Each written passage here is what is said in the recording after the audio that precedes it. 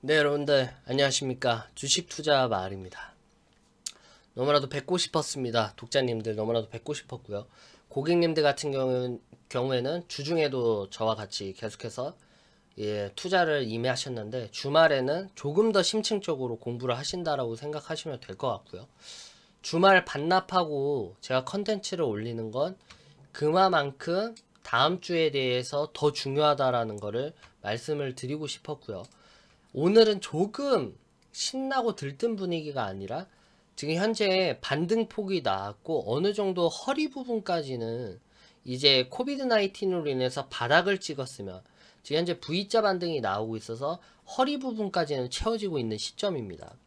따라서 지금 같은 때에 차익 실현 매물이라든지 여러가지 여타 핸들링이 나올 수도 있을 거라는 생각이기 때문에 오늘은 웃음기 조금 빼고 진지하게 방송에 임해 보도록 하겠습니다. 오늘은 좀 WTI 원유에 대해서 좀 중점적으로 방송을 할 거고요. 그리고 다음 주에 대한 시장 방향성에 대해서 제가 방송을 진행하도록 하겠습니다. 사실은 제가 어제 컨텐츠를 올리고 싶었으나 장비 문제로 인해서 좀 컨텐츠가 늦어진 점 좀 죄송스럽게 생각하고요. 최대한 여러분들께 양질의 컨텐츠 그리고 자료를 통해서 매주 다가오는 주간마다 방향성에 대해서 최대한 잘 잡을 수 있도록 가이드라인을 제가 조금 제시를 해 드리도록 해보겠습니다. 일단은 보셔야 될 게 일단은 주가지수가 제가 원하던 부분까지는 와 있는 상태예요. 바닥 지점을 찍었고 제가 1800pt에서 1850pt까지는 온다라고 얘기를 했지만 어제 코스피 같은 경우에는 1860pt를 찍었습니다. 1860pt를 찍었다. 지금 일단은 반등폭이 강해지고 있고 제가 늘 말씀드렸다시피 5월 중순까지는 제가 조금은 긍정적으로 우호적으로 좀 기대를 해보면서 주가 지수를 좀 살펴볼 거고요. 이제 PT를 조금 더 상향 조정해서 1900pt까지는 좀 욕심을 내보면서 가겠습니다. 그리고 1900pt에서는 차익 실현 매물이 나올 수도 있으니 주의를 하시면서 이때는 여러 가지 방법이 있죠. 뭐 전 50%에 대한 익절을 하시든지 또한 뭐 여러 가지 분산 투자를 한다든지 아니면은 전액 익절 후에 포트폴리오라든지 점검을 하고 나서 신규 종목들로 인해서 평단가를 잘 잡고 들어간다든지 여러 가지 방법이 있겠지만 일단은 제가 말씀드리는 부분은 코스피 지수 1900pt까지는 욕심을 내 보면서 상승 포지션을 유지를 하는 게 제 개인적인 의견입니다. 일단 시장에 대해서 좀 살펴봐야 될 게 오늘 목차에 대해서 살펴볼게요. 예상은 적중했습니다. 12일 어젠가요? 그저께죠. 9일이었으니까 9일 날에 러시아라든지 사우디의 원칙적인 합의, 원칙적 합의는 이루어졌지만 이게 멕시코의 결렬로 인해서 이게 블룸버그 통신이 전했죠. 멕시코에 대한 결렬로 인해서 합의가 연기됐다. 그래서 주가지수가 원래는 9일날 원칙적 합의를 통해서 WTI 유가가 13%까지 급등을 했지만 장 막판에는 이렇게 마이너스 9%대까지 좀 반락을 해서 빠져버렸습니다. 그러면은 원유에 대해서 접근하시는 분들은 제가 상식적으로 봤을 때 단기 투자 하실 건 아니라는 말이에요. 단기 투자는 하지 않을 거다.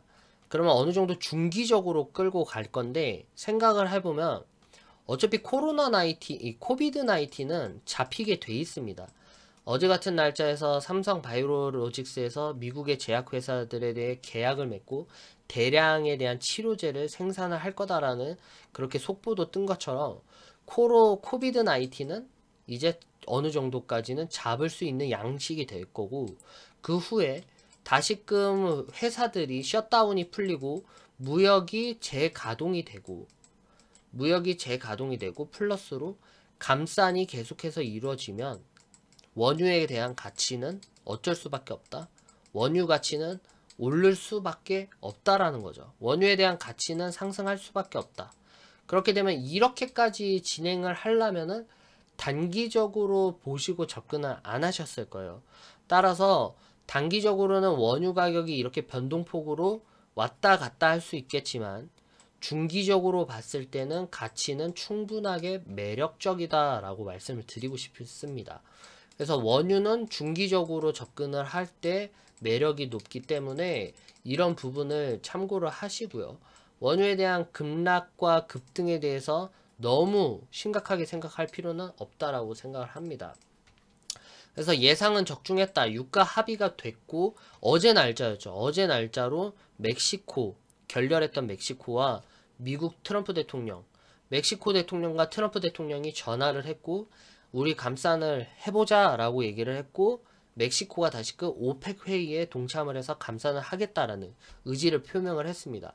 따라서 제일 중요한 건 월요일 새벽입니다. 월요일. 한국 증시는 여러분들 한국 증시는 선행지수 아니에요. 제가 말씀드리는 거 미국을 보셔야 돼요. 미국.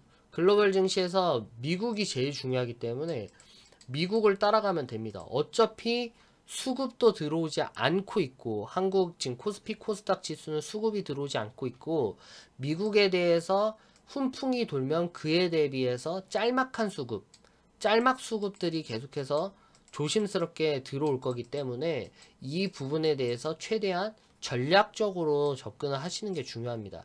짤막 수급이라면 그럼 뭘까요? 짤막 수급은 저가 매수겠죠. 이제 신흥국 시장에서 기업들에 대해서 바닥을 많이 찍었구나. 그러면 대형주 위주 그리고 실적이 그나마 좋은 종목들 위주로 저가 매수세가 흘러들 가능성이 높아지고 이러한 짤막한 수급으로 인해서 그러한 저가 매수 종목들이 올라간다. 그렇기 때문에 우리가 살펴봐야 될 건 월요일날 미국 증시가 원유에 대한 급등이 나올 건지 추가적으로 다우지수라든지 나스닥 지수가 코비드 19에 대한 정점을 확인하고 훈풍으로 인해서 반등을 이어갈 건지 그에 따른 방향성을 조금 더 체크해 보시는 게 좋을 것 같습니다. 그래서 그렇게 보시면 될 것 같고 다음 주는 어닝 시즌 타임입니다. 다음 주는 어닝 시즌 타임이다. 다가오는 주는 말씀드렸다시피 금융권에 있는 금융 종목들이 금융주들이 실적을 발표할 거고 다다음 주 같은 경우에는 IT 업종들이 실적을 본격적으로 발표하기 때문에 관련돼 있는 종목들에 대한 변동폭들이 생길 거라고 생각을 하고요. 이러한 목차를 조금 더 살펴보고 제가 방송을 이제 본격적으로 진행을 해보도록 하겠습니다. 주식 한탕주의 제가 방송 시작하기 전에 말씀을 드리겠습니다. 요새 주식이 바닥을 찍었다라는 생각에 주식을 해봐야 되겠다라는 개인 투자자들이 많아졌다라는 뉴스를 접한 적이 있습니다. 따라서 지금 같은 시점에서는 증권사들도 최대한 실적을 올리려고 이제 투자자 유치에 나설 거고요. 그리고 공부에 대한 그리고 사정적 지식이 부족한 투자자님들은 주식시장이 되게 만만한 시장이다 생각하고 돈 넣으면 돈이 나오는 그러한 생각으로 주식시장에 임할 거라고 생각이 듭니다. 하지만 주식은 한탕주의가 아닙니다. 따라서 투기로 접근할 사람들은 주식을 그만두는 게 상책이다라고 말씀을 드리고 싶고요. 주식에 대한 선별법, 기술적 분석, 기본적 분석 여러 가지 많지만 그래도 이길 수 없는 절대 강자가 있다라면 이제 기업에 대한 가치겠죠. 산업적 가치 기업은 따라올 수가 없다. 그래서 주식에 대해서 처음 접하시는 분들은 막 뭐 주가 지수가 올라가니까 올라가겠지.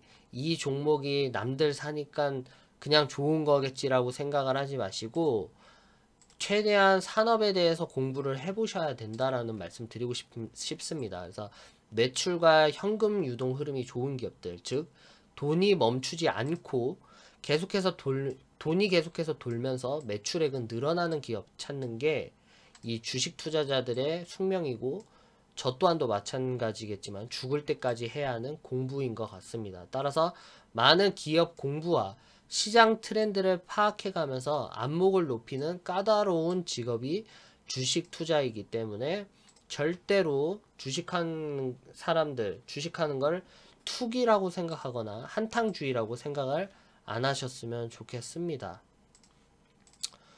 일단 유가 합의에 대해서 빠르게 살펴보고 오겠습니다. 예상은 적중했죠. 예상은 적중했다. 다행히도 승률적으로 봤을 때 제가 말씀드렸던 건 정치적으로도 한번 시각을 두고 살펴볼 필요가 있다라는 거예요. 정치적으로. 전체적 흐름으로 봤을 때 승률적으로 유가 합의에 대한 기대 가능성이 더 맞아 떨어졌고요. 아무튼 제가 이전 컨텐츠에서 말씀드렸기 때문에 이전 컨텐츠를 좀 참고해 주시면 좋을 것 같고, 4월 9일 날 발표된 석유 수출국 기구 오펙과 러시아 등 주요 산유국 긴급 화상회의가 원칙적으로 합의에 도달했지만 멕시코의 결렬로 사실상 연기가 되었다. 그래서 장 초반 감산 합의 기대감에 원유가 13%까지 급등했지만 다시금 반납했고 마이너스 9%대까지 이제 반락하고 마감을 했습니다. 마이너스 9%대까지. 그래서 원칙적 합의는 사우디와의 러시아의 원칙적 합의지만 멕시코는 거의 복병이었어요. 생각지도 않았었고.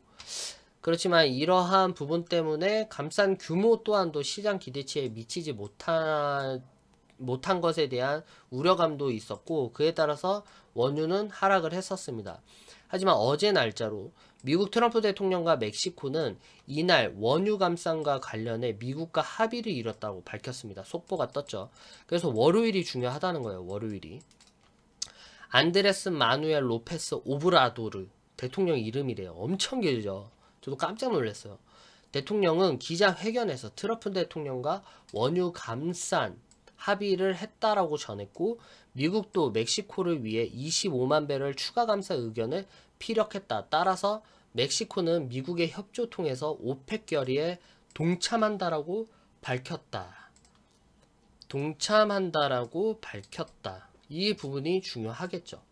그래서 제가 아까도 말씀드렸다시피 급등락은 심해요. 이러한 수급에 위주로 들어오는 종목들은 단기적인 재료성으로 인해서 이게 뭐 소멸되냐 아니면 계속 가지고 가냐 단기 수급이 많기 때문에 급등락은 지속될 거지만, 주식 투자 마을에서 투자자로 있는 우리 고객님들이라든지 이제 독자님들은 이러한 수급성으로 인해서 사고팔고를 하지 마시고 장기적으로 아까도 보시란 말이에요. 코비드 19 코로나가 어느 정도 정점에 달하면 셧다운 됐던 공장들이 재가동을 하고 무역이 활발해질 거고, 지금 증액을 통해서 최대한 지금 현재 공급이 많아진 상태죠. 그래서 원유 가격이 가치가 떨어졌지만 무역이 활발하게 진행이 되면 수급이 늘어날 거고, 항공업들도 그동안 멈췄던 셧다운도 풀리면서 이러한 수급들이 살아나면서 원유에 대한 가치는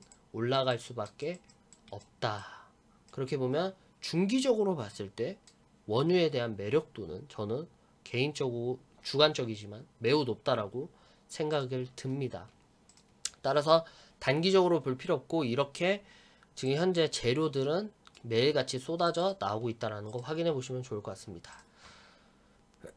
사우디, 러시아 등 타 산유국들 5% 추가 감산을 원하고 있답니다. 추가적으로 알렉산드로 노박 러시아 에너지부 장관은 전문 채널을 통해 추후 500만 배럴 감산이 있을 것이라고 표명을 했고요. 로이터 통신에 따르면 석유 수출 기구와 오펙 회원 산유국 연합체 앞으로 최대 2천만 배럴 감산안도 검토 중이라는 소식도 전해진다. 이 말이 무슨 말입니까? 추가적인 감산이 이루어진다라는 건 이제 그동안 공급이 지속되어 있던 원유에 대한 가치가 올라간다라는 재료로 볼 수 있겠죠. 그래서 2021년까지 뭐 점진적으로 감산할 것이라는 의사를 밝혀서 본격적인 유가 상승 주도는 아직 발동되기다. 단기적으로는 지금 당장 무언가 보여주기에는 아직은 아니다라는 것을 참고해 보시면 여러분들이 방향성이 좀 잡히실 거라고 생각을 합니다. 다음 주는 어닝 시즌 타임이다. 그리고 한 가지 살펴봐야 될 건 파월 의장, 이제 연방준비제도인 파월 의장이 지금 현재 완전히 카리스마 있게 시장을 주도하려고 노력하고 있습니다. FED가 제대로 나왔다. FED는 연방준비제도 메인 스트리트 대출을 2조 3천억 달러, 2788조입니다. 여기서 메인 스트리트라는 건 도심의 한 중심가라고 생각하시면 이해하시기 편할 것 같아요. 도심의 한 중심가라고 얘기하는 건 뉴욕이 지금 현재 코비드 19에 대한 확산 지역으로 지금 메인으로 있기 때문에 이런 메인 스트리트, 이 도심 지역, 중심가에 있는 이 뉴요커들에 대한 대출을 대폭적으로 늘릴 거다라고 살펴보시면 되겠죠. 그래서 총 금액은 2조 3천억 달러. 이 금액이 2,788조 들어보셨어요, 여러분들? 이런 돈, 이런 기하급수학적인 돈은 대공황 때도 없었고 금융 위기 때도 없었고 양적 완화 중에서 최고로 지금 현재 돈을 무기한적으로 뽑아다 쓰고 있는 거예요. 그렇기 때문에 지금 시장을 하락을 안 시키기 위해서 지금 현재 이러는 거기 때문에 여러분들이 생각을 하시면 될 것 같습니다. 지금 현재 상황이 시장에 대한 유동성이 풍부하고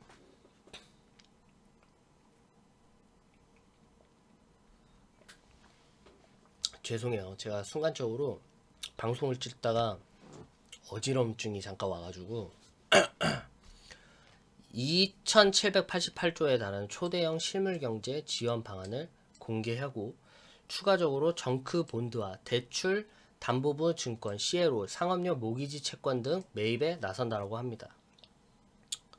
제가 좀 안경을 벗겠습니다. 제가 하도 화면을 많이 봐가지고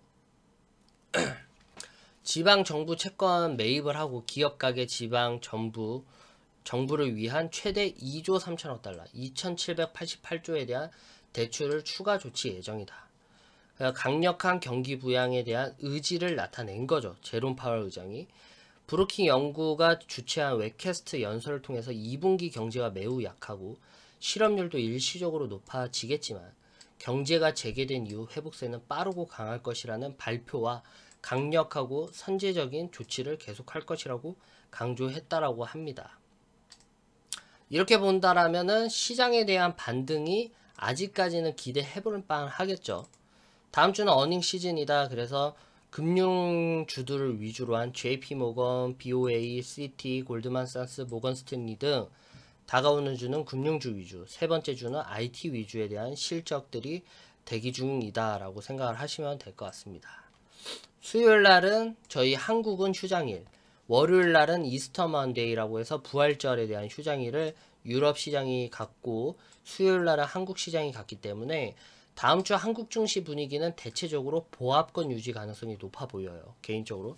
월요일 새벽 미국 증시의 기점으로 원유에 대한 변동폭이 다음 주 예상, 추가적인 방향성에 대한 가이드라인을 제시할 것으로 보여지고 이제 원유 상승 및 추가적인 부양 정책, 코로나 정점 논란 등도 추가 상승 재료로 충분할 것으로 보여집니다. 따라서 원유에 대한 상승폭, 이런 경기 부양책에 대한 기대감, 그리고 코로나에 대한 정점 기대감 등이 아직까지는 반등을 키워줄 수 있는 요인들로 최대한 작동할 거다. 미국 코로나, 코비드 19 정점에 왔을까? 도널드 트럼프 대통령이 어제 외신 인터뷰 통해서 코비드 19에 대한 사망자 수가 예상 수치인 10만 명보다 적을 것이라고 발표를 했습니다. 예상 수치보다 10만 명이 적을 것이라는 기대감을 내비쳤고 이제 발생에 대한 곡선이 완만해지고 정점에 가까워지고 있다라는 이제 자신감을 내비쳤고요. 전국적으로 하루 신규 발생 건수 상당히 이제 뉴욕이라든지 뉴올리언스, 디트로이트 상황은 지금 현재 안정화 추세에 접어들었다고 합니다. 그래서 전국적으로 신규 발생 건수가 상당히 평평해지고 있기 때문에 코로나에 대한 정점 기대감 또한도 지금 시장에서 크게 작동하지 않을까 이렇게 생각을 해보시면 될 것 같습니다.